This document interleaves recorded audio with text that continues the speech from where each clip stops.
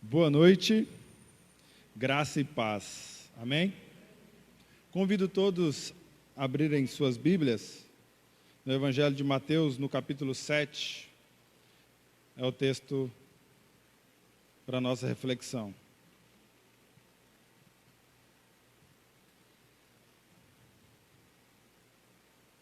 Mateus, capítulo 7, versículo 13.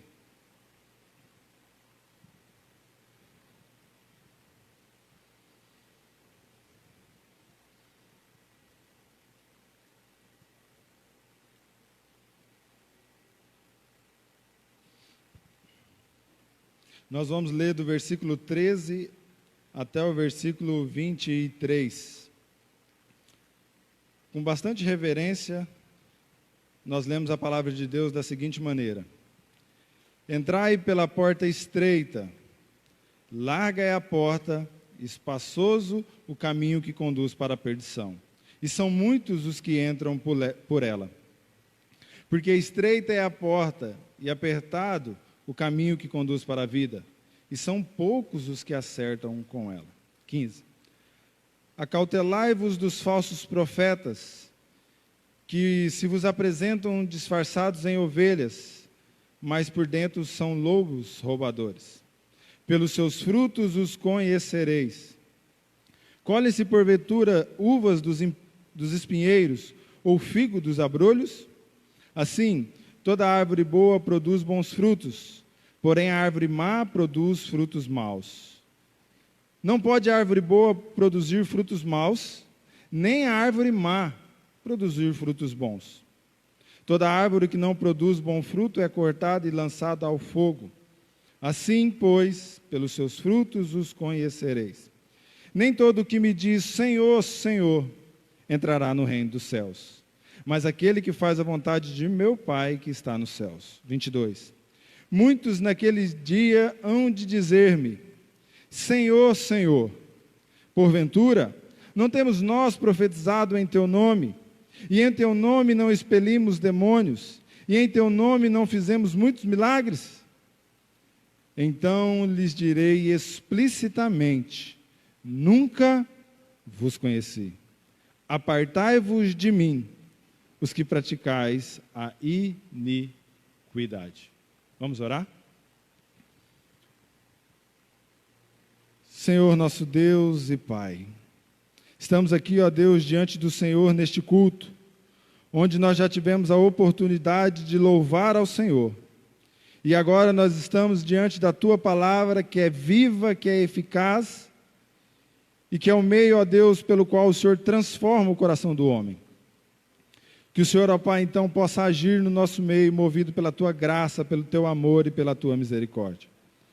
Que o Senhor, ó Deus, possa me usar, ainda que eu seja esse homem tão comum, para manifestar a Tua voz, a Tua presença e a Tua palavra neste meio. Que todos, ó Deus, sem exceção, saia daqui transformado pelo poder que há na palavra do Senhor. Que a Tua mensagem, que a Tua palavra, que a Tua voz chegue aos que aqui estão. Chegue também, ó Deus, àqueles que estão assistindo em casa e aqueles também que vão assistir depois. De modo, ó Deus, que o Teu Espírito Santo possa trabalhar e convencer o pecador de seus pecados. Nós rogamos e pedimos ao Senhor que esteja conosco, porque nós dependemos totalmente de Ti. Ó Jesus. Amém. O título dessa mensagem, meus irmãos, é o seguinte, é uma pergunta. E a pergunta é: céu ou inferno? Para onde você vai? Céu ou inferno? Para onde você vai? Essa é a pergunta mais importante que existe no mundo.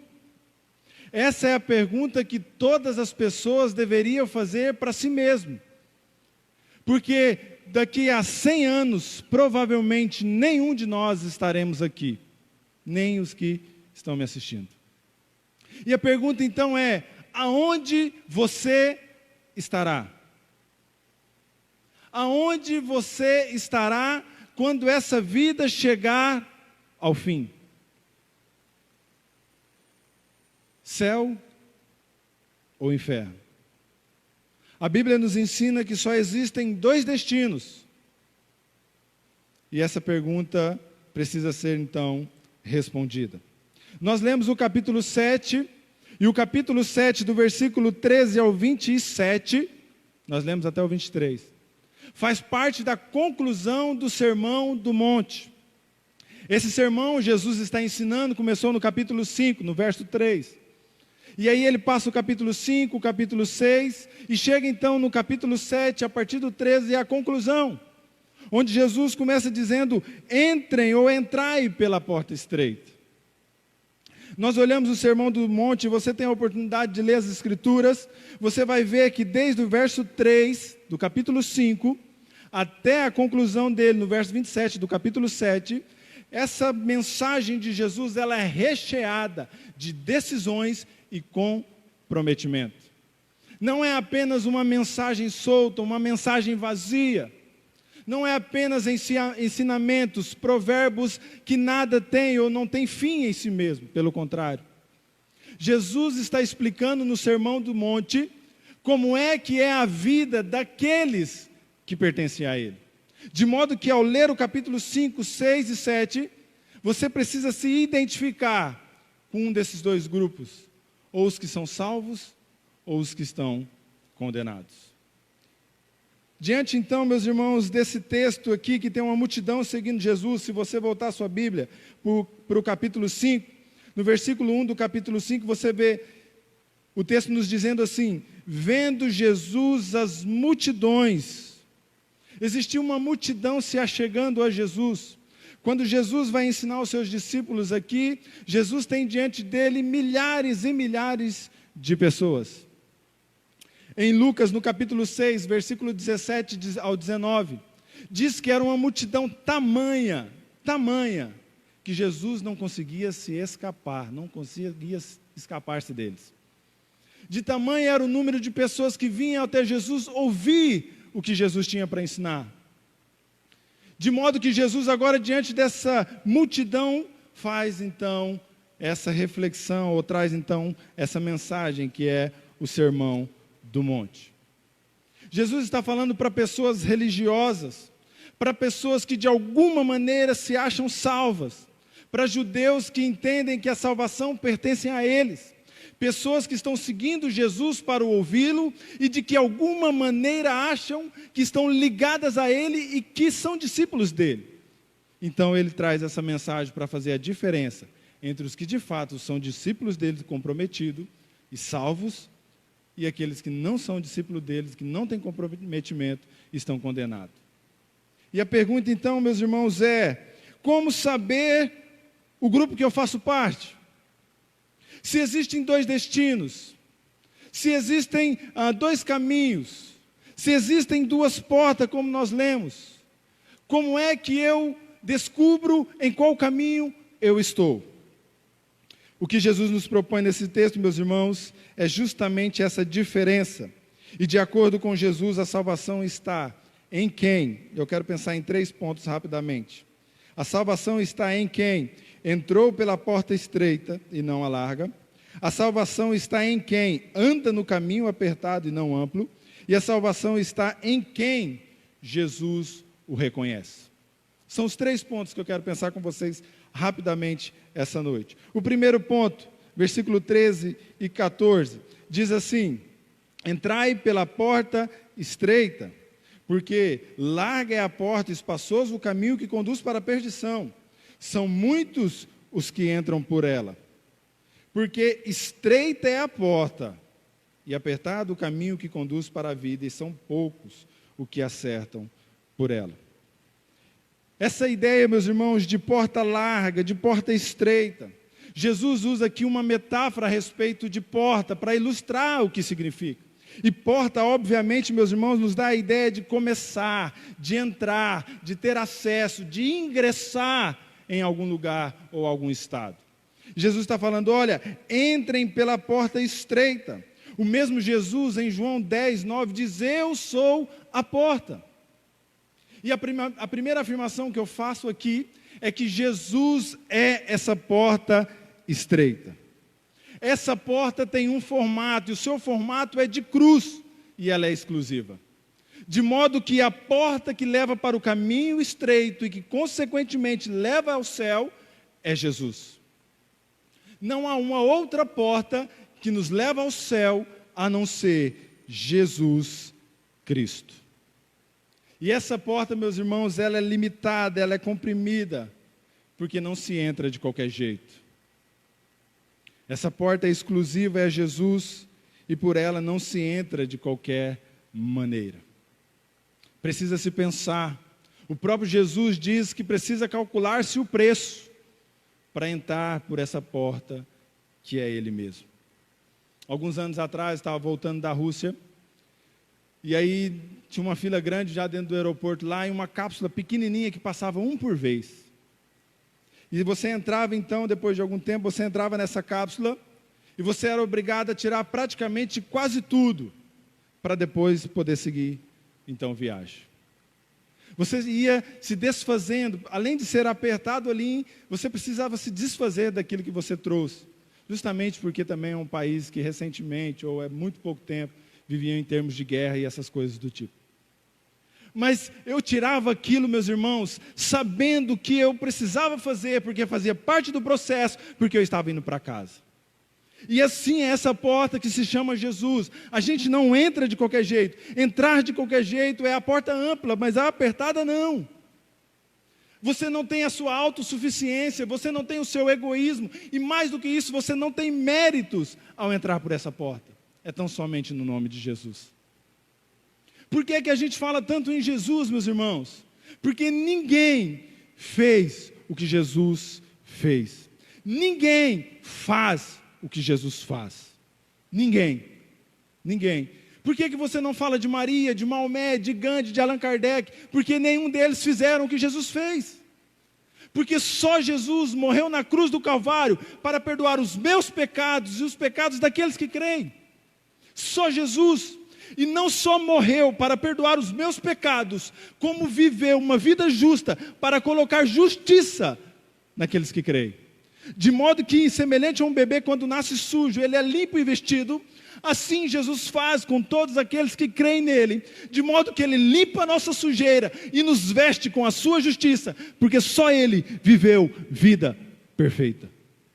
Por isso é só Jesus, não tem outra porta. Só Jesus, meus irmãos. Ninguém fez o que Jesus fez e ninguém vai fazer. Só ele é a porta. E essa porta, ela é em formato de cruz, porque foi na cruz que ele derramou o seu sangue por pecadores. Não foi assim que o presbítero Israel começou o culto? Nós somos justificados pela fé em Cristo Jesus. Ele morreu quando nós merecíamos? Não. Quando nós éramos pecadores, inimigos de Deus. E um justo, sendo Jesus, morreu por injustos, como eu e como aqueles que creem nele mesmo. 2 Coríntios 5,17 diz, portanto, se alguém está em Cristo, é uma nova criação. Aquele que passa pela porta, ele então agora é uma nova criatura. E aí então agora ele consegue andar pelo caminho apertado. Lá no caminho amplo, meus irmãos, na porta ampla, passa-se de qualquer jeito. Mas na porta que é Jesus, não passa-se de qualquer jeito. E não existe uma outra porta que leva aos céus. Pode existir porta para perdição e destruição, e ela é ampla. Mas salvação só em Jesus. É interessante que Josemar Bessa postou uma frase essa semana, e ele disse assim, quando você vai entrar numa empresa, você tem que fazer exame de admissão. Eu trabalhei algum tempo em recursos humanos, essa é a minha formação. E é interessante que ele dava muito com isso, com esses exames que chegavam, para serem admitidos, contratados, e então poderem trabalhar na farmácia em que eu trabalhava lá. E é interessante que nesse exame é feito vários exames, e o exame de sangue. E Josemar Bessa, fazendo uma ilustração a respeito disso, fala que para entrar no céu, nós precisamos fazer um exame de sangue. E o sangue que é permitido para entrar no céu é o sangue santo, ou seja, todos são reprovados. Por isso nós precisamos de Jesus, porque Ele faz esse exame por nós, de modo que aqueles que creem em Jesus podem entrar no céu, são admitidos, por conta do que Jesus fez. É Ele quem faz o exame de sangue por nós, porque o sangue de Jesus é santo. O segundo ponto, meus irmãos, de acordo com Jesus, a salvação está em quem anda no caminho apertado. Uma vez que eu entendi que é só Jesus, uma vez que eu entendi o que Ele fez, uma vez que eu entendi essa justificação, agora eu começo, então, essa jornada pelo caminho de santificação. Isso, meus irmãos, é o caminho apertado, diferente do caminho amplo. O primeiro é a porta, o segundo é o caminho. Jesus, meus irmãos, aqui Ele nos diz que apertado é o caminho. E essa palavra apertado, no versículo 14 da sua Bíblia aí, tem ideia no original de tilibo. E essa palavra vem da raiz de espremer, afligir, angustiar, pressionar com firmeza. E aí então agora nós podemos entender ainda melhor o Sermão do Monte, quando nós vemos que Jesus está falando, olha, esse caminho para os que passaram pela porta estreita, é um caminho apertado, é um caminho onde existe aflições, é um caminho onde existe essa pressão, é onde existe a tribulação. Não é assim que Jesus faz no Sermão do Monte? Que vocês serão perseguidos. Olha comigo aí o capítulo 5, verso 10, versículo 10 do capítulo 5. Volta sua Bíblia um pouquinho. Capítulo 5, versículo 10 até o 12 só. Olha o que diz, Jesus nos diz. Bem-aventurado ou felizes os perseguidos por causa da justiça, do agir corretamente, porque deles é o reino dos céus. Bem-aventurados sois quando, por minha causa, Jesus está dizendo, vos injuriarem, vos perseguirem, e mentindo disserem todo mal contra vós. Regozijai-vos e exultai, porque é grande o vosso galardão nos céus. Pois assim perseguiram os profetas que viveram antes de vós. Meus irmãos, esse caminho é apertado, ele é estreito, ele é cheio de pressão, de aflições, mas é o caminho que conduz para o céu. É um caminho onde nós não podemos caminhar de qualquer jeito, meus irmãos. É um caminho onde nós olhamos aqui, Jesus está falando, olha, eles vão te perseguir, a multidão, porque muitos é o que anda no caminho amplo, poucos é o do caminho apertado. Então quem está no caminho apertado, os poucos, são perseguidos, são injuriados, são aqui, meus irmãos, afligidos. E Jesus diz, olha, eles vão perseguir por causa, ou por conta da sua justiça, ou por minha causa. Uma vez que você passa pela porta, uma vez que agora você começa o processo de santificação, você é diferente da grande maioria e dos que andam no caminho largo. De modo que no caminho largo todos podem mentir e cada um tem a sua verdade, não importa. No caminho largo todos podem ter o seu jeitinho para poder ganhar um dinheiro, independente se é lícito ou ilícito. Lá todos podem viver a vida como querem viver, se entregar aos prazeres como querem se entregar. Cada um pode fazer o que quiser da sua vida, porque cada um detém a sua verdade. Mas no caminho estreito, aqueles que passaram pela porta que se chama Jesus, esses vivem a causa de Jesus, os ensinamentos de Jesus, e por isso são perseguidos. Por isso, meus irmãos, Jesus está falando para essa multidão, vocês precisam entrar pela porta estreita, vocês precisam crer em mim, e além disso, vocês precisam viver de acordo com a fé que vocês professam, que vocês falam. Lembra da pergunta do título aqui, céu ou inferno? Para saber, meus irmãos, primeiro você precisa olhar para Jesus com esse olhar de único e exclusivo. E depois, você precisa olhar para a sua vida e saber se isso foi real, de modo que o que você vive responde a sua pergunta. Porque é apertado esse caminho, meus irmãos. E isso, meus irmãos, lendo esse texto, isso lançou luz a algumas questões que eu tinha. Porque eu ficava me perguntando, por que é que existem tantos e tantas pessoas cristãos, e até famosos que se dizem cristãos, e que o mundo não os odeia, que a maioria das pessoas não odeiam ele, as pessoas que andam no caminho largo. Por que que existem tantas pessoas que dizem serem salvas, que pertencem a Jesus, mas que não é odiada pelas outras pessoas? Se Jesus está falando, olha, se você andar no caminho estreito, apertado, você vai ser afligido. Por quê? Porque você vai viver diferente da maioria. Você não vai viver como a multidão. E a ideia aqui, meus irmãos, não é que você, sendo cristão, tem que se parecer com outro irmão da igreja que é cristão. Não. Você precisa se parecer com Jesus. Você caminha no processo de santificação. Todos os dias você cresce em santificação para se assemelhar a Cristo, não a outro irmão. Se você olhar para a sua vida, meu irmão, minha irmã e você que me escuta, e ela estiver cheia de idolatria, de pecado, de coisas que ofendem a santidade de Deus, e isso não te incomodar, aquilo que você acha que é conversão, na verdade, pode ser uma grande confusão, e você não pertence ao reino dos céus. Mas eu não quero ser duro por só ser, meus irmãos. Eu quero que ninguém aqui se sinta enganado ou tente enganar a si mesmo, porque nem eu, nem você podemos enganar a Deus. E você precisa fazer esse exame.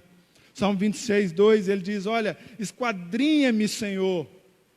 É isso que você deve fazer essa noite, esquadrinhar o seu coração, examinar a sua vida, caçar em cada canto da sua vida, para ver como é que você vive.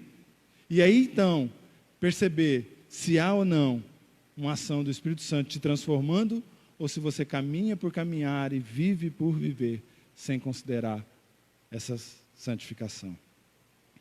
Essa ideia de multidão, meus irmãos, nos pressionam. Quando a gente está passando por algum restaurante, eu não sei se com vocês é assim, mas se a gente está procurando lá em casa um lugar para comer, e a gente passa numa avenida cheia de lanchonetes, ou de restaurante, ou coisa do tipo, a gente para no lugar que tiver mais lotado. Porque a ideia que se tem na cabeça é de que é o melhor lugar. Se está cheio de gente é porque é bom. E a gente tem essa relação com multidão, mas Jesus está falando, olha, a multidão caminha para a destruição. E nós não podemos nos assemelhar. Quem anda pelo caminho, quem passou pela cruz, não se assemelha com aqueles que andam no caminho largo e amplo. Romanos 12, 2 diz para nós não nos conformar, não se moldar, não se identificar, não se modelar, não se acostumar com esse século, com esse mundo, com o sistema e com as pessoas que não pertencem a Deus. Não se parece, meus irmãos. Se alguém diz que é cristão e se parece com um descrente, logo ele não é cristão, logo ele não pertence ao Senhor. Por isso precisa se fazer esse exame. E essa ideia, meus irmãos, de multidão, é uma ideia furada. Eu postei essa semana um texto a respeito disso, esse pedacinho aqui, de que a multidão, de que o povo não é a voz de Deus. A multidão, meus irmãos, é a mesma multidão que escolheu Barrabás, um ladrão, ao invés de Jesus, o Filho de Deus. É a mesma multidão que mandou aquele cego ficar quieto quando ele gritava para Jesus o curar. É a mesma multidão que viu Jesus entrar na casa de um pecador chamado Zaqueu e disse que Jesus estava errado. É a mesma multidão que traz uma mulher para Jesus, para ela ser apedrejada e morta. É uma mesma multidão que está andando contrário à palavra de Deus, que anda conforme quer, e aqueles que estão caminhando para o céu, que foram salvos por Jesus, não andam assim, não são assim. No capítulo 18 de Lucas, no versículo 18, tem um jovem rico que chega a Jesus, conversa com Jesus, mas já até preguei aqui domingo à noite a respeito dele, mas no final das contas ele sai triste, sem transformação. Nos capítulos seguintes de Lucas, no 19, nós temos um outro homem chamado Zaqueu, que se encontra com Jesus, que tem essa conversa com Jesus, e aí ele decide o quê? Mudar de vida. Restituir, devolver aquilo que ele roubou. Lembra de Paulo? Aquele que roubava, não roube mais. Quando encontra-se com Jesus, ele agora entende o que ele precisa fazer. Então agora a sua vida é transformada.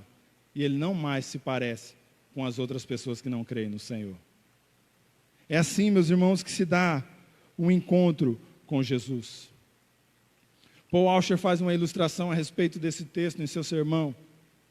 Ele diz, olha, se eu dissesse para vocês que eu estava vindo para cá, e aí de repente eu tive que trocar o pneu do carro, e aí eu entrei um pouquinho na BR, lá o corpo lá para poder pegar um parafuso que soltou, e eu dissesse para vocês que um caminhão veio carregado a 180 por hora e me atropelou, mas depois, logo em seguida, eu levantei, limpei a sujeira e vim para cá.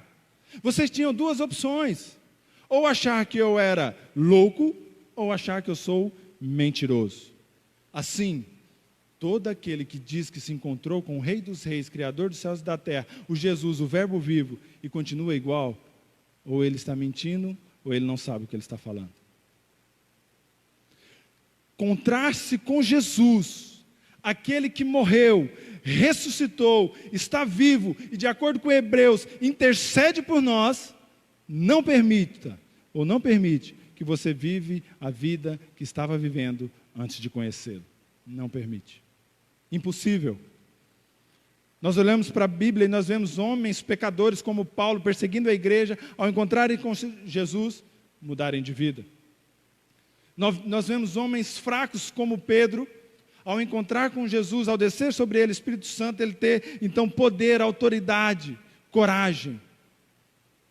Nós olhamos e vemos no Antigo Testamento Daniel preferindo obedecer a Deus, orar a Deus, do que ir para a cova dos leões e ter o seu corpo dilacerado. Um homem que preferiu ter a sua vida de oração, de busca a Deus, e mesmo assim, sabendo que isso ia lhe custar feridas e a morte, ele preferiu ficar com Deus. Porque quando há um encontro, meus irmãos, quando há um encontro, a vida é diferente, as escolhas são diferentes, as atitudes são diferentes, o jeito de falar é diferente, o jeito de se vestir é diferente. Isso não é para nos salvar, preste atenção no que eu estou falando, é porque fomos salvos. Obras não salvam, as obras elas são para que nós as realizemos pós-salvação. O que salva é quem crê em Cristo Jesus. Romanos 2,8 diz que pela graça sois salvos mediante a fé. É a fé que salva, é passar por Jesus, é crer em Jesus, é acreditar em Jesus. Mas uma vez que cremos, uma vez que entendemos, então agora nós fomos chamados para as boas obras. E nós devemos, meus irmãos, ser santo. 1 Pedro 1,16, porque o próprio Deus é santo. Ser santo, meus irmãos, é viver para agradar a Deus e não para o pecado. Viver de maneira diferente. Por que Ele é santo? Porque Ele detesta o pecado. E quem ama a Deus não faz o que Ele odeia. As virtudes, meus irmãos, são visíveis. Se você olhar do versículo 15 do capítulo 7, até o versículo 20, você vai ver Jesus falando, olha, existem os profetas e os mestres verdadeiros e os falsos. Como é que você sabe se é verdadeiro ou se é falso? Pelos seus frutos os conhecereis, versículo 16. E lá no 20 Jesus diz de novo, assim pelos seus frutos os conhecereis. O que é isso, meu irmão? O que é que Jesus está querendo dizer aqui? Da forma que a pessoa vive, diz, confirma, se de fato ela creu e acreditou em Cristo Jesus. Se de fato ela vive aquilo que ela diz viver. Jesus está falando, pelos seus frutos o conhecerei. Aquele que passa pela porta, ele anda pelo caminho apertado. Aquele que passa pela porta larga, ele anda no caminho largo. A divisão está aqui, meu irmão. O par de contraste está aqui. Jesus está falando. Examine-se cada um a si mesmo. Versículo 21. Nem todos os que me diz, Senhor, Senhor, entrará no reino dos céus, mas aquele que faz a vontade de meu Pai que está no céu. Muitos naquele dia hão de dizer-me, Senhor, Senhor, porventura não temos nós profetizado em Teu nome, e em Teu nome não expelimos demônios, e em Teu nome nós fizemos muitos milagres. O que é que Jesus vai dizer, meus irmãos? Versículo 23. Então Jesus dirá explicitamente, nunca vos conheci, apartai-vos de mim, os que praticais a iniquidade. No versículo 14, quando Jesus fala que o caminho largo leva à destruição, a palavra no original aqui é apolia, é separar-se de Deus, é destruição total. E longe de Deus, meu irmão e minha irmã, e você que me ouve, o que é que pode ser bom? Se estar no céu é estar com Deus, e estar no inferno é estar longe de Deus, o que é que pode ser bom? E o que é que nos resta longe de Deus? Sofrimento, sofrimento e sofrimento. Jesus falou mais sobre o inferno do que falou propriamente sobre o céu. Essa é a advertência que Jesus faz. O mundo diz que todas as religiões levam a Deus, que Deus não está preocupado com a sua vida, que você pode viver do jeito que você quiser. Mas a Bíblia e Jesus não diz assim. A Bíblia, sendo a palavra de Jesus, ela não nos ensina isso. Pelo contrário. Pelo contrário. Nós precisamos entender, tem uma frase do Paul Washer que diz assim: se eu for, e esse é o terceiro e último ponto para concluir já, se eu for até o portão da Casa Branca e dizer que eu conheço o presidente dos Estados Unidos e que eu quero entrar, vocês acham que eles me deixarão entrar? Obviamente que não. Mas, se o presidente disser que me conhece, então eu entrarei. Nosso último ponto é o quê? De acordo com Jesus, a salvação está em quem? Jesus conhece. As pessoas dizem conhecer Jesus, eu conheço Jesus, eu acredito em Jesus, um grande mestre, um grande líder, um grande homem.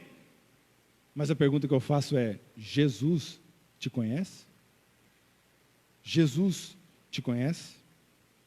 2 Coríntios 5:10 diz que todos nós compareceremos diante do tribunal de Deus.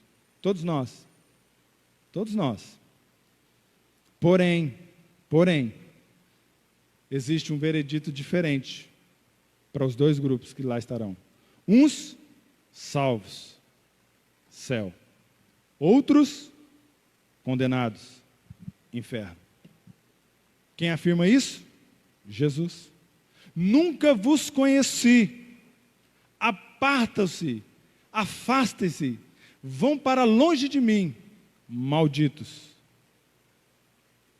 Ah, mas Deus é amor e Ele detesta o pecado. Deus é santo e detesta o pecado, por isso não podem viver juntos. Você entende a seriedade disso? Que a sua vida depende disso, não só aqui, mas também do outro lado? Wayne Grudem, em sua teologia sistemática, diz: arrependimento é uma sincera tristeza por causa do pecado.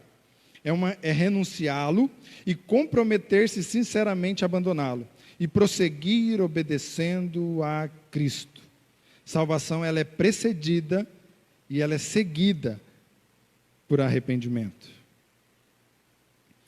W.A. Tozer diz assim: coisa terrível é a ideia atual de que os cristãos podem servir a Deus do jeito deles.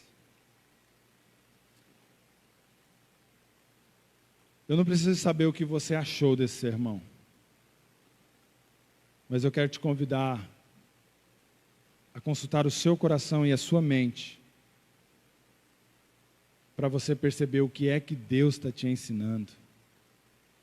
Eu sou um homem tão comum, mas o Deus Criador dos céus e da terra revela a tua palavra e traz aqui hoje uma mensagem direto do teu trono de graça, não por mérito meu ou por coisa alguma que eu tenha feito, mas tão somente pelo amor, graça e misericórdia dEle. E Ele quer te falar isso. E Ele quer te instruir isso. Eu não pedi para escolherem as músicas, e todas as músicas falaram de salvação, de céu e inferno, de paraíso, de escolher a Deus. Quem está no grupo viu que a devocional da igreja, da ICEB lá, foi em cima desse texto, e não tem ligação nenhuma, porque esse texto eu já venho estudando ele há 2 semanas. Isso não é obra do acaso. Isso é Deus preparando uma mensagem para todos nós.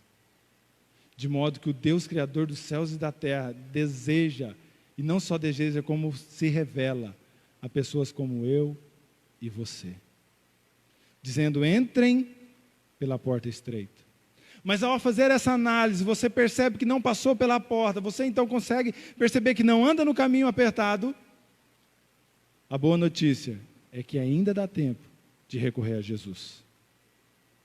Eu não estou salvo, mas hoje é dia de clamar ao Espírito Santo do Senhor para iluminar a sua mente, e você se arrepender dos seus pecados e voltar-se a Jesus. Essa palavra é uma palavra de esperança para os que são salvos, mas também de esperança para aqueles que ainda não foram alcançados. Por quê? porque ainda há tempo de clamar por Jesus. Chegará um tempo em que não mais teremos essa oportunidade. Quer Jesus volte, quer você parta, a oportunidade então cessará. Jesus veio para salvar e prometeu voltar, mas não mais para salvar, mas para julgar. O justo juiz virá. Todos, sem exceção, que me assistem ou que aqui estão, terão um encontro com Jesus, sendo Ele o seu Salvador, ou sendo Ele um justo juiz que punirá pelos seus pecados. Vamos orar. Abaixe sua cabeça em sinal de reverência. Eu não posso tomar essa decisão por você. E essa decisão também não é simples assim. Não é só fazer uma oração. Não é só levantar as mãos. Isso envolve todo o seu ser. Você precisa calcular o custo. Jesus diz para negarmos a nós mesmos e segui-lo. Jesus diz que não veio trazer paz, mas espada, de modo que ao andar no caminho apertado, crendo e confiando nele, você será perseguido. Mas não há nada melhor e maior do que saber para onde está indo. Para a morada celestial, para o paraíso, para o céu, para viver com Cristo, onde não há choro, onde não há doença, onde não há ranger de dentes, onde há alegria, onde nós seremos consolados. Mesmo diante das tribulações, das angústias da vida, aqueles que estão em Cristo Jesus irão morar com Ele, onde tudo isso acabará. Senhor nosso Deus, eterno e bondoso Pai, mas também um Deus justo, que não compactua com o pecado, com a injustiça, com a maldade, um Deus santo. A Tua palavra, ó Deus, nos ensina que há dois caminhos, duas portas, dois destinos. E a pergunta que eu fiz aos irmãos, ó Pai, na inspiração do Divino Espírito Santo, é de que para onde, ou qual é o caminho que eles estão andando? E para onde vão, Deus? Se entrarão nos céus, ou se entrarão no inferno. Deus, eu não posso, nem por eloquência, nem por persuasão, convencê-los. Não posso. Não posso pedir ninguém, ó Deus, para recorrer ao Senhor, tendo poder tão somente nas minhas palavras. Mas o que eu vivi, o que eu sei, o que o Senhor nos mostra ao longo dos anos, é que um coração arrependido e quebrantado, voltado ao Senhor, o Senhor então inclina para ouvir e atende a esse clamor. Pai, eu não sei quais são as pessoas aqui que me ouvem, que já tiveram um encontro com o Senhor, mas que essas pessoas sejam encorajadas a continuarem, a perseverarem no caminho do Senhor. E não sei também, ó Pai, quais daquelas que ouviram, entenderam e iluminadas pelo Teu Espírito Santo recorrem ao Senhor agora em oração, arrependendo-se da vida que levaram e crendo tão somente no Senhor, porque o Senhor é único. E eu sei que ainda vai existir um terceiro tipo de pessoa que ouvirá e não fará nada. Mas o Senhor é um Deus soberano, um Deus criador dos céus e da terra, e que tudo vê, e que tudo também coopera para o propósito do Senhor. Essa oração, Deus, eu faço para que o Senhor possa visitar essas pessoas que agora querem e recorrem ao Senhor em oração. Transforme a vida, a mente, o coração. O Senhor diz que é necessário nascer de novo, quando o Senhor está conversando com Nicodemos, Jesus. Que hoje pessoas aqui tenham nascidos de novo. Que pessoas em casa possam ter nascidos de novo. Que agora possam ter o Espírito Santo, o qual os ajudará a caminhar nesse caminho apertado e irá santificar até a vinda ou até a nossa ida até o Senhor. Obrigado por este culto, obrigado pelas nossas vidas e obrigado pela graça e bondade, consolação do Senhor. Em nome de Jesus é que oramos. Amém e amém. Deus abençoe.